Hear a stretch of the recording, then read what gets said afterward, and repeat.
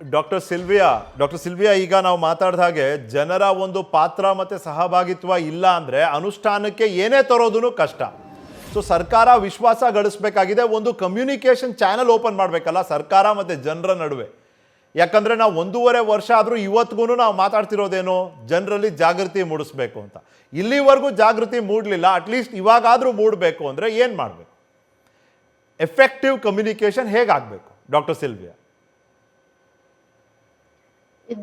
First wave ಬಂದಾಗ ಇದು ತುಂಬಾ ಕೇಸಸ್ ಜಾಸ್ತಿ ಆಗ್ತಾ ಇದೆ ಅಂತ ತುಂಬಾ ಜನರು ಆರೋಗ್ಯ ಕ್ಷೇತ್ರದಿಂದ ಇಶ್ಯೂ ರೇಸ್ ಮಾಡಿದ್ರು.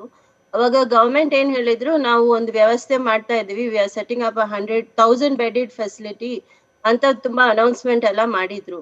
ಬಟ್ ಆಕ್ಚುಲಿ ನೀವು ಆ ಫೆಸಿಲಿಟಿ ನೋಡಿದ್ರೆ ಅದು ಸಿಟಿಗೆ ಹೊರಗಡೆ ಇದೆ. ಬರೀ ಬೆಡ್ ಲೆಕ್ಕ ಅಷ್ಟೇ. ಒಂದ್ ಬೆಡ್ ಹಾಕಿದ್ದಾರೆ, ಒಂದ್ ಟಾಯ್ಲೆಟ್ ಇಲ್ಲ, ಒಂದ್ ನೀರಿನ ವ್ಯವಸ್ಥೆ ಇಲ್ಲ, ಊಟದ ವ್ಯವಸ್ಥೆ ಇಲ್ಲ. ಏನಾದ್ರೂ ಸೀರಿಯಸ್ ಆದ್ರೆ ಜನರನ್ನ ಕರ್ಕೊಂಡು ಹೋಗೋಕೆ ಯಾವುದೇ ಸಿಸ್ಟಮ್ ಇಲ್ಲ. ಸೊ ಇದು ಏನು ನಂಬಿಕೆ ವಾಸ್ತೆ ಟೋಕನಿಸಮ್ ಆಗ್ತಾ ಇದೆ. ಇದು ಹೇಗೆ ಜನರಲ್ಲಿ ನಂಬಿಕೆ ಬರುತ್ತೆ? ಇವಾಗ ನೀವ್ ಹೇಳ್ತಾ ಇದ್ದೀರಾ, ನಾವು ಇಷ್ಟು ಆಕ್ಸಿಜನ್ ಬೆಡ್ ಆಗ್ತಾ ಇದೀವಿ, ಇಷ್ಟು ವೆಂಟಿಲೇಟರ್ಸ್ ಆಗ್ತಾ ಇದೀವಿ, ಇಷ್ಟು ICUs ಆಗ್ತಾ ಇದೀವಿ. ಅದೇನು 20 ದಿವಸದಲ್ಲಿ ಅದು ನಿಜವಾಗ್ಲೂ ಆತರ ಒಂದ್ ಸಿಸ್ಟಮ್ ಆಗುತ್ತಾ? ಲ್ಯಾಬ್ಸ್ ಹಾಕ್ತಿವಿ ಅಂತ. ಸೊ ಯಾರು ಡಾಕ್ಟರ್ಸ್ ಇದಾರ, ನಿಮ್ಗೆ ಹೆಲ್ತ್ ಸ್ಟಾಫ್ ಇದಾರ? ಅವ್ರಿಗೆ ಸ್ಯಾಲರೀಸ್ ಕೊಡ್ತಾ ಇದ್ದೀರಾ ಕರೆಕ್ಟ್ ಆಗಿ? ಎಷ್ಟೋ ಸ್ಟಾಫ್ ಇವಾಗ ಆಶಾ ವರ್ಕರ್ಸ್ ಬೇಸಿಕ್ ಸ್ಯಾಲರಿ ಇಲ್ಲದೆ ಕೆಲಸ ಮಾಡ್ತಾ ಇದ್ದಾರೆ. ಎಷ್ಟು ತಿಂಗಳಿಂದ ಅವರು ಹೋರಾಟ ಮಾಡ್ತಾ ಇದ್ದಾರೆ. ನಿಮ್ಮ ಕ್ಲೀನಿಂಗ್ ಸ್ಟಾಫ್, ನಿಮ್ ಮಾರ್ಚರಿ ಸ್ಟಾಫ್, ನಿಮ್ ಸ್ಯಾನಿಟೇಷನ್ ವರ್ಕರ್ಸ್ಗೆ ಒಂದು ಬೇಸಿಕ್ PPE ಕಿಟ್ ಕೊಡ್ತಾ ಇಲ್ಲ ನೀವು. ಎಲ್ಲಾನು ಕೋರ್ಟ್ ಮೂಲಕ ಹೋಗಿ ನಾವು ಡಿಮಾಂಡ್ ಮಾಡ್ಬೇಕು. PPE ಕಿಟ್, ಆಶಾ ವರ್ಕರ್ಸ್ ಸಾಯ್ತಾ ಇದಾರೆ, ಅವ್ರಿಗೆ PPE ಕಿಟ್ ಕೊಡಿ ಅಂತ ಯಾಕೆ ಎಲ್ಲದಕ್ಕೂ ಹೋಗಿ ಹೋರಾಟ ಮಾಡ್ಬೇಕು? ಸೊ ಈ ಒಂದು ವ್ಯವಸ್ಥೆ ನಾವು ಮಾಡ್ತೀವಿ ಅಂತ ಹೇಳಿದ್ರೆ ನನ್ ಪ್ರಕಾರ ಇಟ್ಸ್ ಜಸ್ಟ್ ಬಾಯ್ ಮಾತು, ಇಟ್ಸ್ ಜಸ್ಟ್ ವರ್ಡ್ಸ್.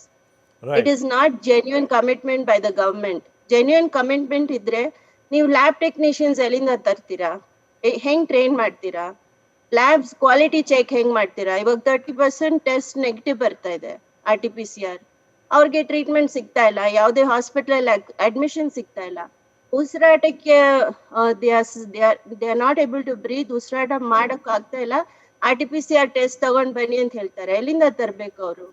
ಅಲ್ಲ, ಈಗ ಅದಕ್ಕೆ ಸರ್ಕಾರ ಒಂದು ನಿಯಮ ಮಾಡಿದೆಯಲ್ಲ ಡಾಕ್ಟರ್, CT ಸ್ಕ್ಯಾನ್ ಕೂಡ ಅಲೌಡ್, CT ಸ್ಕ್ಯಾನ್ ಮೂಲಕ ಕೂಡ ಅಡ್ಮಿಷನ್ ಆಗ್ಬೋದು ಅಂತ. ಯಾಕಂದ್ರೆ ಈ ಎರಡನೇ ಅಲೆಯಲ್ಲಿರುವಂತ RT-PCR ನ ಮಿಸ್ ಮಾಡ್ತಿದೆ. ಇನ್ಫ್ಯಾಕ್ಟ್ ನೀವು ಹೇಳಿದ್ ಒಂದು ವ್ಯಾಲಿಡ್ ಪಾಯಿಂಟ್ ಅಂದ್ರೆ ಆಶಾ ಕಾರ್ಯಕರ್ತೆಯರ ಮೇಲೆ ಇರುವಂತಹ ಒಂದು ಒತ್ತಡ, ಆ ಪ್ರೆಷರ್, ಅವ್ರಿಗೆ ಸಂಬಳನೂ ಟೈಮಿಗೆ ಸಿಗ್ತಾ ಇಲ್ಲ, ಮತ್ತೆ ಅವರು ರಿಸ್ಕ್ ತಗೊಂಡು ಕೆಲಸ ಕೂಡ ಮಾಡಬೇಕು. ಮತ್ತೆ ಈ ಒಂದು ಸಂದರ್ಭದಲ್ಲಿ ಬರೀ ಟೀಚರ್ಸ್ಗಳು ಆಶಾ ಕಾರ್ಯಕರ್ತರ ಮೇಲೆ ಡಿಪೆಂಡ್ ಆಗುವಂಥ ಅವಶ್ಯಕತೆ ಏನಿಲ್ಲ. ಅವ್ರಿಗೂ ಒಂದು ಸ್ವಲ್ಪ ರಿಲ್ಯಾಕ್ಸೇಷನ್ ಕೊಡಬೇಕು, ಸ್ವಲ್ಪ ಇನೋವೇಟಿವ್ ಆಗಿ ಯೋಚನೆ ಮಾಡಬೇಕು, ಬೇರೆ ಯಾರ್ಯಾರನ್ನ ಸೇರಿಸ್ಕೋಬೋದು ಅಂತ. ಫಾರ್ ಎಕ್ಸಾಂಪಲ್ NGOಗಳು, ಸಿಟಿನಲ್ಲಿ ಕೆಲಸ ಮಾಡುವಂಥ NGOಗಳಿಗೂ ಒಂದು ಅವಕಾಶ ಕೊಡ್ಬೋದು. ಗ್ರಾಮೀಣ ಪ್ರದೇಶದಲ್ಲೂ ಹೋಗಿ ಇದೊಂದು ಸರ್ವೆ ಮಾಡ್ಕೊಂಡು ಬನ್ನಿ ಅಟ್ಲೀಸ್ಟ್, ಅಥವಾ ಅಲ್ಲಿ ಸ್ಥಳೀಯವಾಗಿ ಮುಖ್ಯಸ್ಥರನ್ನ ಇನ್ವಾಲ್ವ್ ಮಾಡಿ, ಮತ್ತೆ ಅಲ್ಲಿನ ಯುವಕರನ್ನ, ಫಾರ್ ಎಕ್ಸಾಂಪಲ್ ಡಾಕ್ಟರ್ ಸುನೀಲ್ ಅವರು ಆ ರೀತಿಯ ಒಂದು ಕಾರ್ಯಕ್ರಮ ಮಾಡ್ತಿದ್ದಾರೆ. ಪ್ಲೀಸ್ ಹೇಳಿ.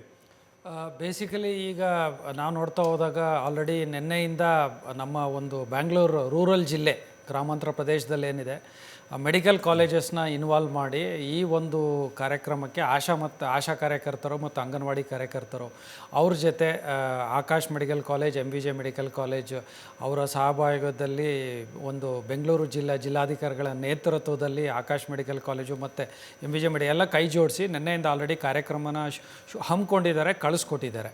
So basically we are involving interns ಅಥವಾ ಹೌಸ್ಮನ್ಶಿಪ್ಸ್ ಅಂತ ಏನು ಹೇಳ್ತಾರೆ, ಅವರು PG ಸ್ಟೂಡೆಂಟ್ಸ್ ಇರ್ತಾರೆ, ಅವರು ಅಥವಾ ಫೈನಲ್ ಇಯರ್ ಮೆಡಿಕಲ್ ಸ್ಟೂಡೆಂಟ್ಸ್, ಅವ್ರ ಜೊತೆ ಆಶಾ ಅಂಗನವಾಡಿ ಕಾರ್ಯಕರ್ತರು ನೋಡಿಸ್ಬಿಟ್ಟು ಸರ್ಕಾರದ ಎಲ್ಲ ಸಿಸ್ಟಮ್ಗಳನ್ನ ನೋಡಿಬಿಟ್ಟು ಆ ಒಂದು ಇದರಲ್ಲಿ ಎಫರ್ಟ್ ಹಾಕಲಿಕ್ಕೆ ನಿನ್ನೆಯಿಂದ ಅದು ಶುರುವಾಗಿದೆ. ಬೇಕಿದ್ರೆ ಅದ್ರ ಬಗ್ಗೆ ನಾನು ಇದು ಹೇಳ್ತಾ ಇದ್ದೀನಿ ಈಗ ಹೇಳ್ದಂಗೆ. ಸೊ ಇದು ಈ ಒಂದು ಇದಕ್ಕೆ ಹೇಳ್ದಂಗೆ ಆಲ್ರೆಡಿ ಒಂದು ಇಂಪಾರ್ಟೆಂಟ್ ಆಸ್ಪೆಕ್ಟ್ ಏನಪ್ಪ ಅಂದರೆ PPE ಕಿಟ್ ಇರ್ಬೋದು, ಅಥವಾ ಯಾವುದೇ ಫೆಸಿಲಿಟೀಸ್ ಇರ್ಬೋದು, ಅಥವಾ ರ್ಯಾಪಿಡ್ ಟೆಸ್ಟ್ ಮಾಡೋವಂಥದ್ದು, ಅದು ಎಲ್ಲ ಸರ್ಕಾರದ ಒಂದು ಕೆಲಸ ಆಗಿರುತ್ತೆ.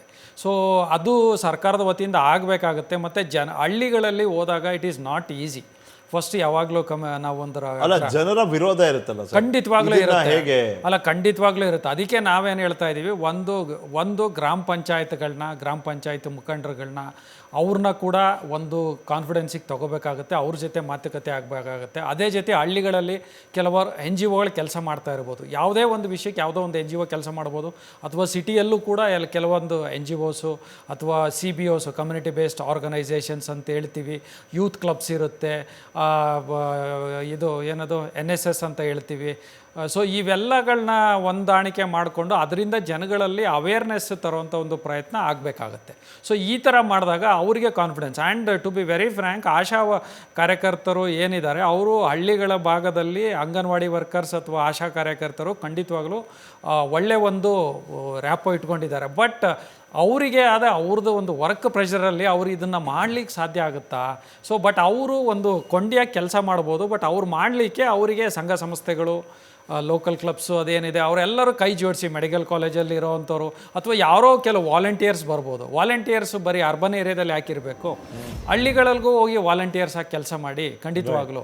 ಸೊ ಯಾರಾದರೂ ಇದ್ದರೆ ಅಂಥವ್ರನ್ನ ಕೂಡ ಹೇಳ್ಬಿಟ್ಟು ವಾಲಂಟಿಯರ್ಸು ಮುಂದೆ ಬರಬೇಕಾಗುತ್ತೆ, ಸರ್ಕಾರ ಅಂಥವ್ರನ್ನ ಕರ್ಕೊಂಡು ಕೈ ಜೋಡಿಸ್ಬೇಕಾಗತ್ತೆ. ಸೊ ಎಲ್ಲರ ಸಹಭಾಗಿತ್ವದಲ್ಲಿ ಖಂಡಿತವಾಗ್ಲೂ ಮಾಡಿದರೆ ಇದು ಒಳ್ಳೇದಾಗುತ್ತೆ. ಅಲ್ಲ, ನೀವಿಬ್ರು ಪಾಯಿಂಟ್ ಔಟ್ ಮಾಡಿದ್ದೀಗ ಅಂದರೆ something as basic as PPE kit, ಹೌದು, ಇದು ಸಿಗ್ತಿಲ್ಲ ಅಂತ ಅಂದರೆ ಬೇಡಿಕೆ ಪೂರೈಕೆಯ ನಡುವೆ ಇರುವಂತಹ ಅಂತರದಕ್ಕೆ ಆ ಒಂದು ಪ್ರಶ್ನೆಗೆ ಇದು ಒಂದು ಉದಾಹರಣೆ ಆಗುತ್ತೆ. ಬೇಡಿಕೆ ಪೂರೈಕೆ ನಡುವೆ ಇರುವಂತಹ ಅಂತರ ಪ್ರತಿ ಹಂತದಲ್ಲೂ ನಾವು ಕಾಣ್ಬೋದು ಡಾಕ್ಟರ್ ಸುನೀಲ್. ಅದು ಔಷಧಿ ಇರಲಿ, ಆಸ್ಪತ್ರೆಯಲ್ಲಿರುವಂತಹ ವ್ಯವಸ್ಥೆ, ಆಸ್ಪತ್ರೆ ಹಾಸಿಗೆ, ಆಕ್ಸಿಜನ್, ಪಲ್ಸ್ ಆಕ್ಸಿಮೀಟರ್, ನೀವು ಹೇಳ್ತಾ ಹೋದರೆ ಎಲ್ಲದರಲ್ಲೂ ಬೇಡಿಕೆ ಪೂರೈಕೆನಲ್ಲಿ ಅಂತರ ಇದ್ದೇ ಇದೆ. ಇದನ್ನ ಕಡಿಮೆ ಮಾಡೋದ್ರಿಂದ ನಿಜವಾದ ಸ್ಪಂದನೆಗೆ ಅವಕಾಶ ಮಾಡಿಕೊಡ್ಬೋದು. ಖಂಡಿತ. ಪ್ಲೀಸ್ ಅದ್ರ ಬಗ್ಗೆ ಒಂದು ಮಾತು. ಹೌದು, ಅದು ಈಗ ನಾವು ಅಕಸ್ಮಾತ್ ರೂರಲ್ ಹಳ್ಳಿಗಳಿಗೆ ಹೋಗಿ ಅಥವಾ ಯಾವುದೇ ಒಂದು ಮನೆಗೆ ಹೋಗಿ ಸ್ಕ್ರೀನ್ ಮಾಡೋವಂಥ ವಿಷಯಗಳಿಗೆ ಬಂದಾಗ PPE ಕಿಟ್ ಇರಬೇಕು, ಸ್ಯಾನಿಟೈಸರ್ಸ್ ಇರಬೇಕು, ಮಾಸ್ಕ್ ಇರಬೇಕು ಅವರಿಗೆ. ಆಮೇಲೆ ಅದೆಲ್ಲ ಹೋದಾಗ ಈ ಗ್ರಾಮೀಣ ಭಾಗದಲ್ಲಿ ಜನರು ಮೇಯ್ನು ಅವರಿಗೆ ನಾವು ಕನ್ವಿನ್ಸ್ ಮಾಡಬೇಕು. ಈ ಕೋವಿಡ್ ಟೆಸ್ಟಿಂಗ್ ಅಂದ ತಕ್ಷಣ ಯಾರು ಯಾವುದೇ ಪ್ರದೇಶದಲ್ಲಾಗಲಿ, ಅರ್ಬನ್ ಏರಿಯಾದಲ್ಲಾಗಲಿ ಅಥವಾ ಯಾವುದೇ ರೂರಲ್ ಏರಿಯಾದಲ್ಲಾಗಲಿ, ಅಲ್ಲಿ ಯಾವುದೇ ಒಂದು ವ್ಯಕ್ತಿಗೆ ನೀನು ಕೋವಿಡ್ ಟೆಸ್ಟ್ ಮಾಡಿಸ್ಕೋಬೇಕಂತ ನಾವೇ ಎಷ್ಟೋ ಜನ ಕೇಳಿದಾಗ ಸಿಂಪ್ಟಮ್ಸ್ ಇದ್ದಾಗ ಎಷ್ಟೋ ಜನ ಮಾಡಲಿಕ್ಕೆ ಹಿಂಜರಿಕೆ. ಬಿಕಾಸ್ ಇದು ಅಂಥ ಭಯಾನಕ ಕಾಯಿಲೆ, ಇಟ್ ಈಸ್ ನಾಟ್ ಈಸಿ. ಎಲ್ಲರೂ ಬಂದು ಚಿಕಿತ್ಸೆ ಮಾಡಿಸ್ಕೊಳಂಗಿದ್ರೆ it is not some other disease. So ಹಾಗಾಗಿ ಆ ಒಂದು ಮನೋಭಾವ ಇದ್ದಾಗ ಅವರಿಗೆ ಟೆಸ್ಟ್ ಮಾಡಲಿಕ್ಕೆ ಮನವೊಲಿಸ್ಬೇಕಾಗುತ್ತೆ. ಸೊ ನಾವು ಹೋದ ತಕ್ಷಣ ಹೇಳಿ ಕಿಟ್ ಕೊಟ್ಟು PPE ಕಿಟ್ ಕೊಟ್ಟ ತಕ್ಷಣ ಜನಗಳಲ್ಲಿ ನಮಗೆ ಸ್ಪಂದಿಸ್ತಾರೆ, ನಾವು ಟೆಸ್ಟ್ ಮಾಡ್ತೀವಿ ಅಂದ ತಕ್ಷಣ ಅದು it is difficult. PPE kit ಹಾಕೊಂಡು ಒಂದು ಹಳ್ಳಿ ಒಳಗಡೆ ಹೋಗೋದೇ ಒಂದು ಅದೇ ಒಂದು ಅಖಿಲ ಅವರೇ, ನೀವು ಇರುವಂತ ಊರಿನ ಹೆಸರು ಏನಂದ್ರೆ ಅದು ನಾನು ಮರ್ತೋದೆ, ಸಾರಿ, ಚಾಮರಾಜನಗರದ ನೀವು ಕೆಲಸ ಮಾಡೋ PHC ಹೆಸರೇನಂದ್ರಿ? ಹಳ್ಳಿಕೆರೆ ಹುಂಡಿ. ಇಲ್ಲಿ ಜನರ ಒಂದು ರಿಯಾಕ್ಷನ್ ಯಾವ ರೀತಿ ಇದೆ? ಪರೀಕ್ಷೆಗೆ ಒಳಗಾಗೋದಕ್ಕೆ ಮುಂದೆ ಬರ್ತಾರಾ? ಕೊರೋನಾ ಟೆಸ್ಟ್ ಮಾಡ್ತೀವಿ ಬನ್ನಿ ಅಂದ್ರೆ ಅವ್ರು ಒಪ್ತಾರಾ? ಲಕ್ಷಣಗಳು ಇದ್ದವ್ರಲ್ಲಿ ನಾನು ಕೇಳ್ತಾ ಇರೋದು. ಸಿಂಪ್ಟಮ್ಗಳು ಕಂಡು ಬಂದಾಗ ಬನ್ನಿಯಪ್ಪ ನಿಮ್ಗೊಂದು ಕೋವಿಡ್ ಟೆಸ್ಟ್ ಮಾಡ್ತೀವಿ ಅಂದ್ರೆ ಒಪ್ತಾರ ಜನ? ಅಲ್ಲಿ ಅವರ ಮನಸ್ಥಿತಿ, ಅವರ ಖಂಡಿತ ಯಾವ ರೀತಿ ಇದೆ? ಪ್ಲೀಸ್ ಹೇಳಿ. ಅದೇ ಖಂಡಿತ. ನಾವು first of all PPE kit ಹಾಕಿ ಊರೊಳಗೆ ಹೋಗ್ತಿದ್ದಂಗೆನೆ ಅವ್ರಿಗೊಂದು ಭಯ ಸ್ಟಾರ್ಟ್ ಆಗ್ಬಿಡುತ್ತೆ. ಇಲ್ಲ ನಮ್ಗೆ ಹೊರಗಡೆನೆ ನಿಲ್ಸಿ, ನಾವು ಯಾರಿಗೂ ಸಿಂಪ್ಟಮ್ಸ್ ಇಲ್ಲ ಅಂತ ಹೇಳಿ ಬಾಗ್ಲು ಹಾಕೊಂಡಿರೋದು ಇದೆ. ಆರೋಗ್ಯ ಕಾರ್ಯಕರ್ತರು ಹೋಗಿ ಕೇಳಿದಾಗ ಫುಲ್ ಬಾಗ್ಲು ಹಾಕೊಂಡು ನಮ್ಗೆ ಯಾವುದೇ ರೀತಿ ಸಿಂಪ್ಟಮ್ಸ್ ಇಲ್ಲ, ನಾವು ಕಂಟೈನ್ಮೆಂಟ್ ಝೋನ್ ಮಾಡಕ್ ಹೋದಾಗ್ಲೂ ಹಂಗೆ ಸೇಮ್ ಪ್ರಾಬ್ಲಮ್ ಆಗುತ್ತೆ. ಸ್ವಲ್ಪ ಒಪ್ಸೋದು ಕಷ್ಟ ಇದೆ ಜನಗಳಿಗೆ. ಸಿಂಪ್ಟಮ್ಸ್ ಇದ್ರೂನು ಕೆಲವೊಬ್ರು ಮಾಡಿಸ್ಕೊಳ್ಳಲ್ಲ. ಹಾಗೆ ಕೆಲವು ಜನ ಇದ್ರೂನು ಇಲ್ದೇ ಇದ್ರೂನು ಬಂದು ಮಾಡಿಸ್ಕೊಳ್ತಾರೆ. ಈಗ ಹೊರಗಡೆ ಓಡಾಡ್ತಿರ್ತಾರೆ, ಮೈಸೂರಿಗೆ ಬರ್ತಿರ್ತಾರೆ, ಬ್ಯಾಂಗ್ಳೂರಿಗೆ ಬರ್ತಿರ್ತಾರೆ, ಆತರ ಓಡಾಡೋರು ಅವರೇ ವಾಲಂಟಿಯರ್ ಆಗಿ ಬಂದು ಮಾಡಿಸ್ಕೊಳ್ತಾರೆ. ಕೆಲವು ಮೋಸ್ಟ್ ಆಫ್ ದಿ ಪೀಪಲ್ ಮಾಡಿಸ್ಕೊಳ್ಳೋದಿಲ್ಲ, ನಾವು ಹೋಗ್ತಿದ್ದಂಗೆನೆ ಹೆದರ್ಕೊಳ್ತಾರೆ. ಸೊ ಇದು ಪ್ರಾಬ್ಲಮ್. ಮತ್ತೆ ನಿಮ್ಮ ಗ್ರಾಮದಲ್ಲೇನೆ ಅಥವಾ ನಿಮ್ಮ PHC ವ್ಯಾಪ್ತಿಗೆ ಬರೋ ಗ್ರಾಮ ಯಾವ್ದಿದೆ ಅದರಲ್ಲಿ ಜಾಗೃತಿ ಕಾರ್ಯಕ್ರಮಗಳು, ಜನರಿಗೆ ಹೆಚ್ಚಿನ ಮಾಹಿತಿ ಕೊಡುವಂಥದ್ದು, ಇರೋ ಅಪನಂಬಿಕೆಗಳನ್ನ ಅಳಸಾಕ್ಲಿಕ್ಕೆ, ಹೋಗಲಾಡಿಸ್ಲಿಕ್ಕೆ ಯಾವ ರೀತಿಯ ಅಂದ್ರೆ ಸ್ಥಳೀಯ ಸಂಸ್ಥೆ ಅಥವಾ ಗ್ರಾಮದ ಮುಖ್ಯಸ್ಥರು ಯಾವ ರೀತಿಯ ಕಾರ್ಯಕ್ರಮಗಳನ್ನ ಆಯೋಜನೆ ಮಾಡಿದಾರ? ಮಾಡ್ತಾ ಇರ್ತಾರೆ. ಅಂದ್ರೆ ಎಲ್ಲ ಮಾಹಿತಿ ಅಂದ್ರೆ ಮೈಕ್ ಹಾಕಿ ಟಾಮ್ ಮಾಡ್ಸಿರೋದು ಇದೆ. ಮತ್ತೆ ನಾವು ಆರೋಗ್ಯ ಕಾರ್ಯಕರ್ತರು ಹೋದಾಗ ಒಂದೊಂದು ವೀಕ್ಲಿ ಒಂದೊಂದು ಜನರಲ್ ಮೀಟಿಂಗ್ ಅಂತ ಇಟ್ಕೊಳ್ತಾರೆ. ಅಂದ್ರೆ ಈಗ ಜಾಸ್ತಿ ಜನ ಸೇರಿಸದೇ ಇರೋದ್ರಿಂದ ಮನೆಗೆ ಹೋದಾಗ ಆದಷ್ಟು ಅವರಿಗೆ ಮಾಹಿತಿಗಳನ್ನ ಕೊಡಕ್ಕೆ ಪ್ರಯತ್ನ ಪಡ್ತಿದ್ದಾರೆ. ಹಾಗೆ ಎಲ್ಲೆಲ್ಲಿ ಜಾಸ್ತಿ ಜನ ಸೇರ್ತಾರೆ ಅಂದ್ರೆ ಈಗ ಆಟೋ ಸ್ಟ್ಯಾಂಡ್ ಗಳಿರ್ಬೋದು, ಮತ್ತೆ ಹಳ್ಳಿಗಳಲ್ಲಿ ಕಟ್ಟೆಗಳು, ಬಸ್ ಸ್ಟ್ಯಾಂಡ್ಗಳು ಆತರ ಜಾಗದಲ್ಲೆಲ್ಲ ಇರ್ತಾರೆ ಜಾಸ್ತಿ ಜನ. ಸೊ ಹಾಗಾಗಿ ಅಲ್ಲಿ ಹೋಗಿ ಸ್ವಲ್ಪ ಜಾಗೃತಿ ಮೂಡಿಸ್ತಾ ಇದ್ದಾರೆ. ಹಾಗೆ ಸ್ವಲ್ಪ ಹಳ್ಳಿಯ ಮುಖ್ಯಸ್ಥರನ್ನು ಹೇಳ್ತಿದ್ದಾರೆ. ಪಂಚಾಯತಿಯವರು ನಮ್ಗೆ ಸಾಥ್ ಕೊಡ್ತಾ ಇದ್ದಾರೆ. ಮತ್ತೆ ಡಾಕ್ಟರ್ ಅಖಿಲ, ನಿಮ್ಮ ಸುತ್ತಮುತ್ತ ಚಾಮರಾಜನಗರದಲ್ಲಿ ಆದಂಥ ಘಟನೆ ನಾವು ಯಾರೂ ಮರೆಯೋ ಹಾಗೆ ಇಲ್ಲ ಬಿಡಿ. ಬರೋ ಒಂದಷ್ಟು ದಶಕಗಳು ನಾವೆಲ್ಲ ನೆನಪಿಟ್ಕೊಂಡಿರ್ತೀವಿ ಅಲ್ಲಿ ಆದಂಥ ಒಂದು ದುರ್ಘಟನೆ ಆ್ಯಕ್ಚುಲಿ. ಈಗ ಅದಾದಮೇಲೆ ವ್ಯವಸ್ಥೆಯಲ್ಲಿ ಬದಲಾವಣೆ, ಸುಧಾರಣೆ, ಹೊಸ ಒಂದು ಕೋವಿಡ್ ಕೇರ್ ಸೆಂಟರ್ ಸ್ಥಾಪನೆ, ಆ ಥರದ್ದೇನಾದರೂ ಆಗ್ತಾ ಇದೆಯಾ ನಿಮ್ಮ ಸುತ್ತಮುತ್ತ? ಯಾಕಂದರೆ ಘೋಷಣೆಗಳು ಸಾಕಷ್ಟು ಆಗುತ್ತೆ, ಆನ್ ಗ್ರೌಂಡ್ ನಿಜವಾಗ್ಲೂ ಪರಿಣಮಿಸೋದು ಎಷ್ಟು ಅಂತ? ಹೌದು, ಈಗ ಎಲ್ಲ ತಾಲೂಕಲ್ಲೂ DCHC ಎಸ್ಟಾಬ್ಲಿಷ್ ಆಗಿದೆ. ಹಾಗೆ ಕೋವಿಡ್ ಕೇರ್ ಸೆಂಟರ್ಸ್ ಎಸ್ಟಾಬ್ಲಿಷ್ ಆಗ್ತಿದೆ. ಅಂದ್ರೆ ಹತ್ತತ್ರ ಈಗ ಒಂದು 10 ಹಳ್ಳಿ ತಗೊಂಡು ಒಂದು ಕೋವಿಡ್ ಕೇರ್ ಸೆಂಟರ್, ಅಥವಾ 5 ಹಳ್ಳಿ ತಗೊಂಡು ಒಂದು ಕೋವಿಡ್ ಕೇರ್ ಸೆಂಟರ್ ಅಂತ ಸ್ಥಾಪನೆ ಆಗಿದೆ. ಮತ್ತೆ ಎಲ್ಲಾ ತಾಲೂಕಲ್ಲೂ ಸಹ designated Covid health care centres ಸ್ಥಾಪನೆ ಆಗಿದೆ. ಓಕೆ ಡಾಕ್ಟರ್ ಸಿಲ್ವಿಯಾ, ಒಂದು ಎಫೆಕ್ಟಿವ್ ಕಮ್ಯುನಿಕೇಷನ್ ಅಂದರೆ ಹೇಗಾಗಬೇಕು? ಸರ್ಕಾರ ಹೇಳಿದ್ದನ್ನು ನಂಬ್ತಾ ಇಲ್ಲ ಜನ ಅಂತ ನೀವು ಹೇಳಿದ್ರಿ. ನಂಬದೇ ಇರೋದಕ್ಕೆ ಕಾರಣನೂ ಇದೆ.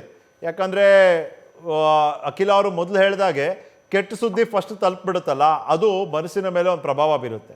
ಹಾಗಾಗಿ ಜನ ಸರ್ಕಾರ ಏನೇ ಹೇಳಿದ್ರು they take it with a pinch off salt, ಅದನ್ನು ನಂಬೋದಿಲ್ಲ. ಅದಕ್ಕೇನೆ ಡಾಕ್ಟರ್ ಸಿಲ್ವಿಯಾ, ಎಫೆಕ್ಟಿವ್ ಕಮ್ಯುನಿಕೇಷನ್ ಯಾವ ರೀತಿ ಇರಬೇಕು, ಯಾವ ಮಾಧ್ಯಮಗಳ ಮೂಲಕ ಇದಾದರೆ ನಿಜವಾಗ್ಲೂ ಜನರ ಮನಸ್ಸಲ್ಲಿ ಒಂದು ಜಾಗೃತಿ ಮೂಡುತ್ತೆ? ಸೊ ಎಫೆಕ್ಟಿವ್ ಕಮ್ಯುನಿಕೇಶನ್ ಅಂದ್ರೆ ಒಂದು ನಿಜವಾದ ಪರಿಸ್ಥಿತಿ ಏನಿದೆ ಅಂತ ನಮ್ ಗವರ್ಮೆಂಟ್ ಬಂದು ಜನರಿಗೆ ಹೇಳ್ಬೇಕು. ಒಂಥರ image damage control, image building exercise ಈ ಟೈಮ್ ಪ್ಯಾಂಡಮಿಕ್ ಅಲ್ಲಿ ಮಾಡಬಾರ್ದು. ನಿಜವಾಗಿ ಇವಾಗ ಹೇಳ್ಬೇಕು, ಈ ತರ ಜಾಸ್ತಿ ಕೇಸಸ್ ಆಗ್ತಾ ಇದೆ, ಇವೆಲ್ಲ ಇಶ್ಯೂಸ್ ಇದೆ, ನಾವು ಇಷ್ಟು ಪ್ರಯತ್ನ ಮಾಡಿದ್ದೀವಿ, ಇಷ್ಟು ಪ್ರಯತ್ನ ನಾವು ಮಾಡೋಕ್ ಆಗ್ತಾ ಇಲ್ಲ, ಇಷ್ಟು ವ್ಯವಸ್ಥೆಗಳು ನಾವು ಮಾಡೋಕ್ ಆಗ್ತಾ ಇಲ್ಲ ಅಂತ ನಾವು ಒಂಥರ ಆನೆಸ್ಟ್ ಆಗಿ ಮಾಹಿತಿ ಜನರು ಕೊಟ್ರೆ ಅವಾಗ ಒಂದ್ ಕಡೆ ನಂಬಿಕೆ ಬಿಲ್ಡ್ ಆಗುತ್ತೆ. ಇನ್ನೊಂದು, ಇವಾಗ ಟಾಸ್ಕ್ ಫೋರ್ಸ್ ತಂದಿದ್ದಾರೆ. ಟಾಸ್ಕ್ ಫೋರ್ಸ್ ಅಲ್ಲಿ ಯಾರಿಗೆ ಜನರ ಬಗ್ಗೆ ಅಥವಾ ಹಳ್ಳಿಗಳ ಬಗ್ಗೆ ಎಕ್ಸ್ಪೀರಿಯನ್ಸ್ ಇರೋರು ಯಾರು ಇಲ್ಲ. ಕಾರ್ಪೊರೇಟ್ ಹಾಸ್ಪಿಟಲ್ಗಳಿಂದ ಜನನ ತಂದಿದ್ದಾರೆ. ಸೊ ಇವರು ಏನು ಸಜೆಷನ್ಸ್ ಕೊಡ್ತಾರೆ, ಇದು ಡೆಫಿನೆಟ್ಲಿ ನಮ್ಮ ರೂರಲ್ ಸಿಚುವೇಶನ್ ನ ಇಟ್ಕೊಂಡು ಅವ್ರ ಡಿಸಿಷನ್ ತಗೊಳಲ್ಲ. ಇವಾಗ ಸಪೋಸ್ ನಾವು solution lock down, containment zone ಅಂತ ಹೇಳಿದ್ರೆ ಇದು ಆಕ್ಚುಲ್ ಮೀನಿಂಗ್ ಏನು? ನೀವು ಮನೆಗಳಲ್ಲಿ ನಿಮ್ಗೆ ನಾವು ಗವರ್ಮೆಂಟ್ ಕಡೆಯಿಂದ ವ್ಯವಸ್ಥೆಗಳು ಕೊಡ್ತೀವಿ, ನಿಮ್ಗೆ ಊಟ ಕೊಡ್ತೀವಿ, ನಿಮ್ಗೆ ನೀರ್ ಕೊಡ್ತೀವಿ, ನಿಮ್ಗೆ ಮಕ್ಳಿಗೆ ಶಿಕ್ಷಣಕ್ಕೆ ಏನ್ ಬೇಕೋ ಕೊಡ್ತೀವಿ, ಪೆನ್ಷನ್ ಕೊಡ್ತೀವಿ, ರೇಷನ್ ಕೊಡ್ತೀವಿ. ಇದೆಲ್ಲ ಆಗ್ತಾ ಇದೆಯಾ? ಇಲ್ಲ. PDS ಬಂದ್ ಆಗಿದೆ, ಮಕ್ಕಳಿಗೆ ಮಧ್ಯಾಹ್ನ ಊಟ ಬಂದಾಗಿದೆ, ಅಂಗನವಾಡಿಗಳು ಬಂದಾಗಿದೆ, ಪೆನ್ಷನ್ ಸಿಗ್ತಾ ಇಲ್ಲ, ನರೇಗಾ ಸ್ಕೀಮ್ ಇಂದ ಜನರಿಗೆ ಯಾವುದೇ ವ್ಯವಸ್ಥೆ ಬರ್ತಾ ಇಲ್ಲ. ಸೊ ಏನು ನಿಮ್ ಮನೆಯಲ್ಲಿ ಅದು ನಿಮ್ ಜವಾಬ್ದಾರಿ ಅಂದ್ರೆ ಗವರ್ಮೆಂಟ್ ಏನ್ ಜವಾಬ್ದಾರಿ? ಒಂದು ಲಾಕ್ ಡೌನ್ ಮಾಡ್ತೀರಾ ಅಂದ್ರೆ you have to give all those essentials to people. ಬೆಂಗಳೂರಲ್ಲಿ ಆಗಿಲ್ಲ. ಇನ್ನೊಂದು 3 weeks ಬ್ಯಾಕ್ ಇವರು ತೇಜಸ್ವಿ ಅವರು ಬಂದು ಇದನ್ನ ಕಮ್ಯುನಲೈಸ್ ಮಾಡಿದ್ರು, ಮುಸ್ಲಿಂ ಕಮ್ಯುನಿಟಿನ ಟಾರ್ಗೆಟ್ ಮಾಡಿದ್ರು. ಅವಾಗ ಗವರ್ಮೆಂಟ್ ಏನೋ ಸ್ಟೇಟ್ಮೆಂಟ್ ಕೊಟ್ಟಿತ್ತಾ? ಇವಾಗ ನೀವ್ ಹೇಳ್ತಾ ಇದ್ದೀರಾ ವಾಲಂಟಿಯರ್ಸ್ ಇರ್ಬೇಕು, ಸಮುದಾಯದಿಂದ ಜನರು ಸಹಾಯ ಮಾಡ್ತಾ ಇರ್ಬೇಕು. ಬೆಂಗಳೂರಲ್ಲಿ ಯಾರು ಮಾಡಿದ್ದು? ಬೆಂಗಳೂರಲ್ಲಿ ಯಾರು ಆಕ್ಸಿಜನ್ ವ್ಯವಸ್ಥೆ ಮಾಡಿದ್ದು? ಗವರ್ಮೆಂಟ್ ಮಾಡಿಲ್ಲ, ವಾಲಂಟಿಯರ್ಸ್ ಮಾಡಿದ್ರು. ರಾತ್ರಿ ನಾವು ಜನರಿಗೆ ಟೆಲಿಕನ್ಸಲ್ಟೇಷನ್ ಮಾಡ್ತೀವಿ, ಸೀರಿಯಸ್ ಪೇಷಂಟ್ ರಾತ್ರಿಯಲ್ಲಿ ಫೋನ್ ಮಾಡ್ತಾರೆ, ಅವಾಗ ಗವರ್ಮೆಂಟ್ ಇಂದ ಆಕ್ಸಿಜನ್ ಸಿಲಿಂಡರ್ ಸಿಕ್ಕಿಲ್ಲ, ನಮ್ಗೆ ವಾಲಂಟಿಯರ್ಸ್ ಇಂದ ಸಿಕ್ತು. ಸೊ ಇದೇನು ಆಲ್ರೆಡಿ ಒಂದು ಸೊ ಅಲ್ಲ, ನೀವೇ ಹೇಳ್ತಿರೋ ಹಾಗೆ ಡಾಕ್ಟರ್ ಸಿಲ್ವಿಯಾ, ನೀವೇ ಹೇಳ್ತಿರೋ ಹಾಗೆ ಪ್ರೈವೇಟ್ ಸಿಟಿಸನ್ಸ್ ಕೂಡ ಸರ್ಕಾರದ ಜೊತೆ ಕೈ ಜೋಡಿಸಿದ್ರೆ ಇನ್ನೂ ಚೆನ್ನಾಗಿ ಹ್ಯಾಂಡಲ್ ಮಾಡ್ಬೋದು ಸಿಚುವೇಶನ್. ತುಂಬಾ ದೊಡ್ಡ ಪ್ರಾಬ್ಲಮ್ ಇದು. ಸರ್ಕಾರ ಒಬ್ಬರೇ ಮಾಡ್ತಾರೆ ಅಥವಾ ಬರೀ ಜನ ಮಾತ್ರ ಮಾಡ್ಬೇಕು ಅಂದ್ರೆ it is impossible. I have to clarify. ಅದು ನಾನೇನ್ ಕ್ಲಾರಿಫೈ ಮಾಡ್ಬೇಕಂದ್ರೆ ಪ್ರೈವೇಟ್ ಸಿಟಿಸನ್ಸ್ ಎಲ್ಲಾ ಸಮುದಾಯಗಳಿಂದ, ಎಲ್ಲಾ ಜಾತಿಗಳಿಂದ ಮಾಡ್ತಾ ಇದ್ದಾರೆ. ಬಟ್ ಗವರ್ಮೆಂಟ್ ಅದಕ್ಕೆ ಸಪೋರ್ಟ್ ಕೊಡ್ತಾ ಇಲ್ಲ. ಗವರ್ಮೆಂಟ್ ಅದನ್ನ ಆಕ್ಚುಲಿ ಇವಾಗ ಇರೋ ವ್ಯವಸ್ಥೆನ ಒಡಿಯೋಕೆ ಹೊರಟಿದೆ. So that is not collaboration ಅಂದ್ರೆ ಯಾವುದೇ ಒಂದು ಪ್ಯಾಂಡಮಿಕ್ ಇರ್ಲಿ, ಗವರ್ಮೆಂಟ್ ಮತ್ತೆ ಜನರು ಮತ್ತೆ ವಾಲಂಟಿಯರ್ಸ್ ಸೇರಿ ಮಾಡಿದ್ರೇನೆ ನಾವು ಈ ಪ್ಯಾಂಡಮಿಕ್ ನ ಹ್ಯಾಂಡಲ್ ಮಾಡ್ಬೋದು. Right. So government has to take its responsibility. It has to political will ಇರ್ಬೇಕು. ಬರೀ ನೀವು ಪೇಪರ್ ಅಲ್ಲಿ, ಟಿವಿಯಲ್ಲಿ ಸುಮ್ನೆ ಯು ಹ್ಯಾವ್ ಟು ಕನ್ಸಿಡರ್. ನಮ್ಮ ದೂರದಿಂದ ಹಳ್ಳಿಗಳು, ಚಾಮರಾಜನಗರಲ್ಲಿ ಒಂದ್ ಪೇಷಂಟ್ ಸಾಯ್ಬಾರ್ದು ಅಂದ್ರೆ, ಒಂದ್ ಸೀರಿಯಸ್ ಆಗ್ಬಾರ್ದ್ರೆ ಏನೇನ್ ವ್ಯವಸ್ಥೆ ಇರ್ಬೇಕು ಅದಾಗ್ತಾ ಇದ್ದೀರಾ? Right. Doctor Sylvia, I get your point. ಇಲ್ಲ, ನೀವು ಹೇಳ್ತಿರೋದು ನಿಜ ಇದೆ. ಬಟ್ ಸರ್ಕಾರ ಏನು ಮಾಡಬೇಕು, ಒಡಿತಿದೆ ಅನ್ನೋ ಮಾತು ಸರ್ಕಾರನೇ ಉತ್ತರ ಕೊಡಬೇಕು. ಅಖಿಲ ಅವರೇ, ಡಾಕ್ಟರ್ ಸಿಲ್ವಿಯಾ, ಥ್ಯಾಂಕ್ ಯು ನಿಮ್ಮ ಟೈಮಿಗಾಗಿ. ನನ್ನ ಹತ್ರ ಸಮಯ ಇದ್ದಿದ್ದಿಷ್ಟೇ. ಚರ್ಚೆ ಮಾಡೋ ವಿಷಯ ತುಂಬ ದೊಡ್ಡದು. ಮತ್ತೊಮ್ಮೆ ಇದ್ರ ಬಗ್ಗೆ ನಾವು ಮಾತಾಡ್ತೀವಿ, ಯಾಕಂದರೆ ಇದು ನಮ್ಮ ಅಭಿಯಾನ. Thank you doctor Silvia, doctor Akhila, ನಿಮ್ಮ ಟೈಮಿಗೆ. ಡಾಕ್ಟರ್ ಸುನೀಲ್, ಕೊನೆಯದಾಗಿ ಒಂದಷ್ಟು ವಿಷಯಗಳು. ಈಗ ಇಮಿಡಿಯೇಟಾಗಿ ಪೂರೈಕೆ ಆಗಬೇಕು ಅಂದರೆ ಎಲ್ಲಿಂದ ಶುರು ಮಾಡಬೇಕು ಸರ್ಕಾರ? ಮೊದಲನೇದಾಗಿ ಈ ಬೇಸಿಕ್ ಮೆಡಿಸಿನ್ ಕಿಟ್ ಏನು ಕೊಡ್ತಿದ್ದಾರೆ, ಪ್ಯಾರಾಸಿಟಮಾಲ್ ಆಗಲಿ, ಇನ್ನೊಂದು ಬೇಸಿಕ್ ಔಷಧಿಗಳು, ನಾಟ್ ಸ್ಟಿರಾಯ್ಡ್ಸ್, ಜಸ್ಟ್ ಬೇಸಿಕ್ ಔಷಧಿ, ಅದೇ ಸಿಗಲಿಲ್ಲ ಅಂದರೆ ಗ್ರಾಮಸ್ಥರಿಗೆ ತುಂಬ ದೊಡ್ಡ ಅನ್ಯಾಯ ಆಗುತ್ತೆ. ಸೊ ಎಲ್ಲಿಂದ ಶುರು ಮಾಡಬೇಕು, ಅದೇ ಒಂದು ಪಾಯಿಂಟ್ ಆಗ್ಬೋದಾ ಟು ಸ್ಟಾರ್ಟ್? ಬೇಸಿಕಲಿ ಈಗ ನನಗೆ ಗೊತ್ತಿರೋ ಪ್ರಕಾರ ಸರ್ಕಾರದಲ್ಲಿ PPE ಕಿಟ್ ಆಗಲಿ ಅಥವಾ ಇದಕ್ಕೆ ಎಲ್ಲ ವಿಷಯಕ್ಕೆ ಪ್ರಧಾನಿಯವರು ಹೇಳಿರೋದ್ರಿಂದ ಕೇಂದ್ರ ಮತ್ತು ರಾಜ್ಯ ಸರ್ಕಾರಗಳು ಅದಕ್ಕೆ ವ್ಯವಸ್ಥೆ ಮಾಡಬೇಕಾಗುತ್ತೆ. ಖಂಡಿತವಾಗಲೂ PPE ಕಿಟ್ ಇರ್ಬೋದು, ಆ ಟೆಸ್ಟಿಂಗ್ ಕಿಟ್ಸ್ ಇರ್ಬೋದು, ಅದೆಲ್ಲ ಆಲ್ರೆಡಿ ಸರ್ಕಾರದ ವತಿಯಿಂದ ಆಲ್ರೆಡಿ ಪ್ರೋಗ್ರೆಸ್ ಅದೇನು ವ್ಯವಸ್ಥೆ ಮಾಡಲಿಕ್ಕೆ ಅದು ಆಗಿರುತ್ತೆ ಅಂತ ನನ್ನ ಒಂದು ಅನಿಸಿಕೆ. ಖಂಡಿತವಾಗಲೂ ಇದು ಈಗ ಆಗಿಲ್ಲ ಆದರೂ ಒಂದು ಹಲವಾರು ದಿನಗಳಲ್ಲಿ ಆಗುತ್ತೆ, ಅದ್ರ ಬಗ್ಗೆ ಯಾವುದೇ ಸಂಶಯ ಇಲ್ಲ, ಮಾಡಲೇಬೇಕಾಗುತ್ತೆ. Because it is a need of the hour, otherwise infections is going to increase. ಎರಡನೇ ವಿಷಯ ಬಂದಾಗ ತಾವು ಆಲ್ರೆಡಿ ಒಂದು 2-3 ಇಂಪಾರ್ಟೆಂಟ್ ಪಾಯಿಂಟ್ ಹೇಳಿದ್ರಿ. ಯಾವ ಥರ ಅವೇರ್ನೆಸ್ ಅಂದರೆ ಜನಕ್ಕೆ ಯಾವ ಥರ ಕೊಡಬೇಕು ಅಂತ. ಸೊ ಕರೋನಾ ವಿಷಯದಲ್ಲಿ ನಾನು ನೋಡ್ತಾ ಹೋದಾಗ ಮಾಧ್ಯಮಗಳಿಗೆ ಖಂಡಿತವಾಗ್ಲೂ ನಾನು ಎಲ್ಲ ಮಾಧ್ಯಮಗಳಿಗೂ ಧನ್ಯವಾದ ಅರ್ಪಿಸ್ತೀನಿ. ತಾವೊಂದು ಏನು ಮಾಸ್ ಕಮ್ಯುನಿಕೇಷನ್ ಅಥವಾ ಅವೇರ್ನೆಸ್ ಅಂತ ಏನು ಹೇಳಿದ್ದೀರಾ, ಖಂಡಿತವಾಗ್ಲೂ ಕಳೆದ 1 ವರ್ಷ 1 ಇಯರ್ ಇರ್ಬೋದು ಅಥವಾ ಈಗ ಸೆಕೆಂಡ್ ವೇವಲ್ಲಿ ಇರ್ಬೋದು, ಖಂಡಿತವಾಗ್ಲೂ ಅದು ತುಂಬ ಮಟ್ಟದ ಮಾಹಿತಿ ಅಂತೂ ಹೋಗಿದೆ ಜನಗಳಿಗೆ. ಕರೋನಾ ಅಂದರೆ ಹೇಗಿರಬೇಕು, ಯಾವ ಥರ ಇದೆ ಅಂತ ಖಂಡಿತವಾಗ್ಲೂ ಅದ್ರ ಬಗ್ಗೆ ಮಾಹಿತಿ ಹೋಗಿದೆ. ಮೂರನೇದು, ಮಾಹಿತಿ ಹೋದ ತಕ್ಷಣ ಜನ ಚೇಂಜ್ ಆಗ್ತಾರೆ ಅಂತಲ್ಲ. ಸೊ ಬೇಸಿಕಲಿ ನಾವು ಕಮ್ಯುನಿಕೇಷನ್ ಕೊಟ್ಟಾಗ ಅದು ಬಿಹೇವಿಯರ್ ಚೇಂಜ್ ಕಮ್ಯುನಿಕೇಷನ್ ಅಂತ ಹೇಳ್ತೀವಿ ನಾವು. ಇಂಡಿವಿಜುವಲ್ ಆಗಿ ಅವರ ಬಿಹೇವಿಯರ್ನ ಚೇಂಜ್ ಮಾಡ್ಕೋಬೇಕು, ವಿಚ್ ಈಸ್ ನಾಟ್ ಈಸಿ. ನಮಗೀಗೆಲ್ಲ ಮಾಸ್ಕ್ ಹಾಕೋದು ನಮಗೆ ಮೊದಲೆಲ್ಲ ಗೊತ್ತಿರಲಿಲ್ಲ, ನಾನೇ ಯೂಸ್ ಮಾಡ್ತಾ ಇರಲಿಲ್ಲ. Because of Covid we are using from last 2 years. ಅದ್ರ ಬಗ್ಗೆ ಜನಗಳಿಗೆ ಹೇಳ್ಬೇಕಾಗುತ್ತೆ, ಜನಗಳಿಗೆ ಮನದಟ್ಟು ಮಾಡಬೇಕಾಗುತ್ತೆ. ಇದು ನಾನು ಜನಗಳಿಗೆ ಮನವಿ ಮಾಡ್ಕೊಳೋದೇನೆಂದರೆ, ಇದೊಂದು ಸಾಂಕ್ರಾಮಿಕ ರೋಗ. ತಾವು ಮಾಸ್ಕ್ ಧರಿಸಲಿಲ್ಲ ಅಂದರೆ ತಮ್ಮ ಮನೆಯಲ್ಲಿರೋ ಎಲ್ಲರಿಗೂ ಬರ್ಬೋದು. ಮಕ್ಕಳಿಗೆ ಬರ್ಬೋದು, ಫ್ಯಾಮಿಲಿಗೆ ಬರ್ಬೋದು, ಗಂಡ ಇದ್ರೆ ಹೆಂಡ್ತಿ ಇದ್ದರೆ ಗಂಡಗೆ ಬರ್ಬೋದು, ವಯಸ್ಸಾದವ್ರಿಗೆ ಬರ್ಬೋದು, ಡಯಾಬಿಟೀಸ್ ಅವ್ರಿಗೆ ಬರ್ಬೋದು, ತಮ್ಮ ಸ್ನೇಹಿತರಿಗೆ ಬರ್ಬೋದು. ತಾವು ಯಾವುದೇ ಒಂದು ಕಾರ್ಯಕ್ರಮಕ್ಕೆ ಹೋದಾಗ ಅದರಿಂದ ಇದಾಗಿದೆ. ಯಾವುದೋ ನನಗೊಂದು ಜ್ಞಾಪಕ ಇದೆ, ಯಾವುದೋ ಒಂದು ಕಾರ್ಯಕ್ರಮಕ್ಕೆ ನಮ್ಮ ಸ್ನೇಹಿತರು ಹೋಗಿದ್ರು. ಆ ಕಾರ್ಯಕ್ರಮಕ್ಕೆ ಹೋದಾಗ 45 ಜನ ಪಾಸಿಟಿವ್ ಆದರು. ಅದರಲ್ಲಿ 4ರಿಂದ 5 ಡೆತ್ ಆಯಿತು. ಆಮೇಲೆ ಕಾರ್ಯಕ್ರಮ ಮಾಡಿದವರು ಹೇಳಿದರು ನಾನು ಯಾಕೆ ಮಾಡಿದೆ ಅಂತ. ಸೊ ಈ ಥರ ಜನಗಳು ಅವರವರ ಒಂದು ಹಂತದಲ್ಲಿ ಅವರು ಇನ್ವಾಲ್ವ್ ಮಾಡಬೇಕಾಗುತ್ತೆ. ಸೊ ಈ ಕಾರ್ಯಕ್ರಮಗಳು ಮಾಡೋದಿರ್ಬೋದು, ಇದನ್ನು ಮಾಡ್ಬೋದು ಅಂತ. ಸರ್ಕಾರ ಅದು ಮಾಡುತ್ತೆ, ಅವ್ರು ಇದು ಮಾಡ್ತಾರೆ ಅಂತಲ್ಲ. ಸೊ ಬೇರೆ ದೇಶಗಳಲ್ಲಿ ಜನತಾ ಕರ್ಫ್ಯೂ ಅಂತ ಅವರೇ ವಹಿಸ್ಕೊಂಡಿದ್ದಾರೆ, ಅವ್ರು ಅದನ್ನು ಫಾಲೋ ಮಾಡಬೇಕಾಗುತ್ತೆ. ಇದು ಒಂದು ಇಂಪಾರ್ಟೆಂಟ್ ಆಸ್ಪೆಕ್ಟು. ಸೊ ಜನಗಳು ಕೂಡ ಅದ್ರ ಬಗ್ಗೆ ವಹಿಸ್ಬೇಕಾಗತ್ತೆ. ಸರ್ಕಾರ ಇದನ್ನು ಪೂರೈಕೆ ಮಾಡುತ್ತೆ. ಆಮೇಲೆ ಅವರು ಟೆಸ್ಟಿಂಗ್ ಮಾಡೋದು ಈಸಿ ಅಲ್ಲ. ಟೆಸ್ಟಿಂಗ್ ಮಾಡಾದ್ಮೇಲೆ ಅವ್ರನ್ನ ತಾವು ಆಲ್ರೆಡಿ ಈಗ ಹೇಳ್ದಂಗೆ ಎಲ್ಲ ಕಡೆ ನನಗೆ ಗೊತ್ತಿರೋ ಹಾಗೆ ಸರ್ಕಾರದಿಂದ ಈಗೇನು ಕಮ್ಯುನಿಟಿ ಕೇರ್ ಸೆಂಟರ್ಸ್ ಅಂತಿದ್ದಾರೆ ಅಥವಾ DCHC ಏನಿದೆ ಅದು ಸ್ಟ್ರೆಂಥನ್ ಮಾಡಲಿಕ್ಕೆ ಹೋಗ್ತಾ ಇದೆ. ಸೊ ಬಟ್ ಮೇಜರ್ ಇಶ್ಯೂ ಇರೋವಂಥದ್ದು ನಮಗೆ ಆಕ್ಸಿಜನೇಟೆಡ್ ಬೆಡ್ ಸಪ್ಲೈ ಮತ್ತು ICU. So oxygenated bed supply ಮತ್ತು ICU ಏನಾದರೂ ಅದನ್ನು ಒಂದು ಸ್ವಲ್ಪ ಸ್ಟ್ರೆಂಥನ್ ಮಾಡಿದರೆ ಖಂಡಿತವಾಗ್ಲೂ ಆದರೆ ಈಗಲಿಂದ ಶುರು ಮಾಡಿದರೆ ಖಂಡಿತವಾಗ್ಲೂ ಅದು ಕೂಡ ಆಗ್ತಾ ಇದೆ. ಬಟ್ ಇದೆಲ್ಲ ಅಷ್ಟು ಸುಲಭವಾಗಿ ಆಗೋದಲ್ಲ. ಒಂದು ICU ಸೆಟಪ್ ಮಾಡ್ತೀವಿ, ಬಟ್ ICU ಅಲ್ಲಿ ನಡೆಸಲಿಕ್ಕೆ ಡಾಕ್ಟ್ರು ಬೇಕು, ಮ್ಯಾನ್ ಪವರ್ ಟ್ರೈನ್ ಮಾಡಬೇಕು. ಕಳೆದ 1 ವರ್ಷದಿಂದ ಡಾಕ್ಟರ್ಸ್ ಕೆಲಸ ಮಾಡ್ತಾ ಇದ್ದಾರೆ, ಆರೋಗ್ಯ ಸಿಬ್ಬಂದಿ ಕೆಲಸ ಮಾಡ್ತಾ ಇದ್ದಾರೆ, ಬೇರೆ ಫ್ರಂಟ್ ಲೈನ್ ವರ್ಕರ್ಸ್ ಕೆಲಸ ಮಾಡ್ತಾ ಇದ್ದಾರೆ. ಈಗ ಅವರು ಎಷ್ಟು ದಿನ ಅಂತ ಇನ್ನು ಇದೇ ಥರ ಕೆಲಸ ಮಾಡ್ಬಾರ್ದು. ಅವ್ರಿಗೂ ಕೂಡ ಫ್ಯಾಮಿಲಿ ಇರುತ್ತೆ, ಡಿಪ್ರೆಷನ್ಗೆ ಹೋಗ್ತಾರೆ. ಅವರು ಕೂಡ ಅವ್ರ ಮನಸ್ಥಿತಿನೂ ಅರ್ಥ ಮಾಡ್ಕೋಬೇಕು. ಆಮೇಲೆ ಈಗ ತಾವೇನು ಹೇಳಿದ್ರಿ, ಹಳ್ಳಿಗಳಲ್ಲಿ ಈ ಒಂದು ಅಭಿಯಾನಕ್ಕೆ ಸಂಬಂಧಪಟ್ಟಂಗೆ ಒಂದು ಕೆಲವು ಟ್ಯಾಬ್ಲೆಟ್ ಐವರ್ಮೆಕ್ಟಿನ್ ಅಂತ ಒಂದೇನಿದೆ, ಅದನ್ನು ಒಂದು 5 ದಿನ ತೊಗೋಬೇಕು.